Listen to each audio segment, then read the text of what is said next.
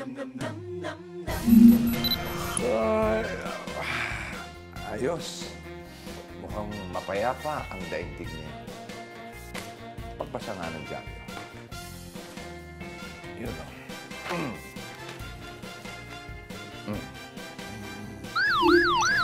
Diba? Leo. Nako. May isang nanay na naman na kailangan ng tulong. Angels?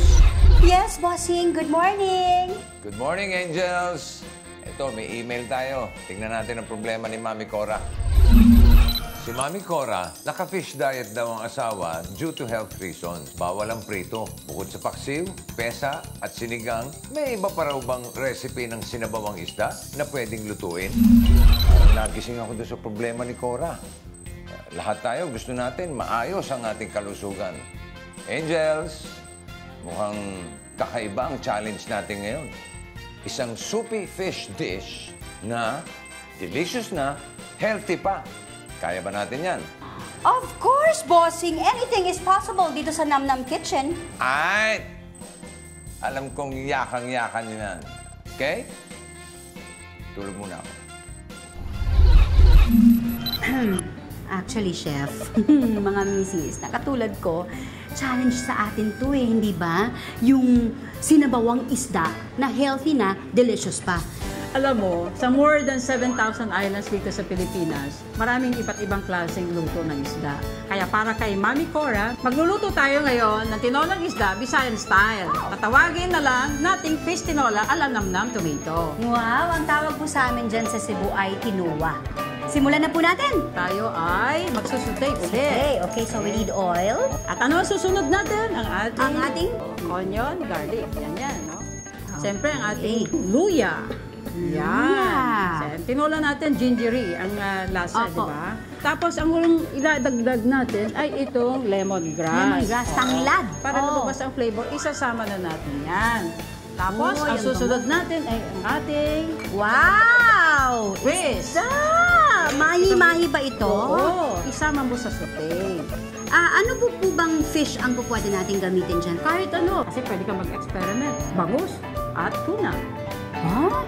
At para mag-level up ang ating fish tinola, lalagyan natin ng Namnam Tomato. Ang Namnam Tomato po, may tatlong linamnam ng meat, bones, and spices, plus taste of real tomato. Kaya talagang kuha ang amoy, kulay, at lasa ng tunay na kamatis. At ngayon, chef, alam ko na po. Alam ko na.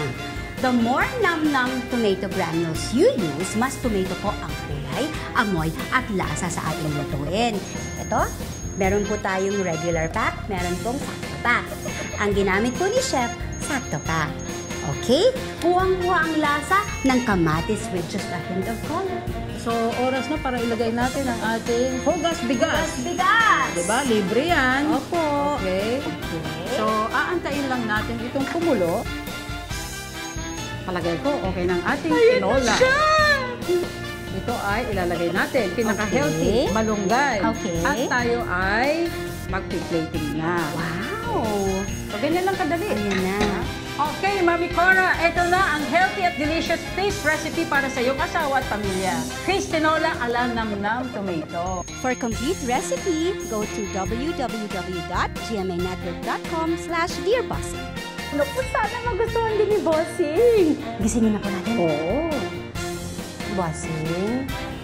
Bossing. Nangyari? Asa kalaban? Uy, luto na pala yung fish tinola. Tikman ko na to.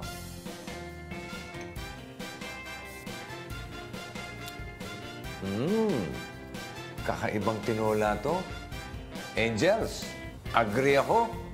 Di lang healthy, malinamnam pa. Approve. Si Mami Cora, natuwa ba? Bossing, salamat ha. May bago akong ulam na sure na magugustuhan ng husband ko. Matutuwa talaga siya nito. Salamat, Bossing. Maraming salamat din, Mami Cora. And get well soon kay pare, ha? And always remember, in cooking and in life, all you need is love and namnam. Try nyo pareho. Namnam Original na pang all-around seasoning at Namnam Tomato na pang tomato dishes. O paano? Kita-kits ulit tayo dito sa Dear Bossing. Ito na.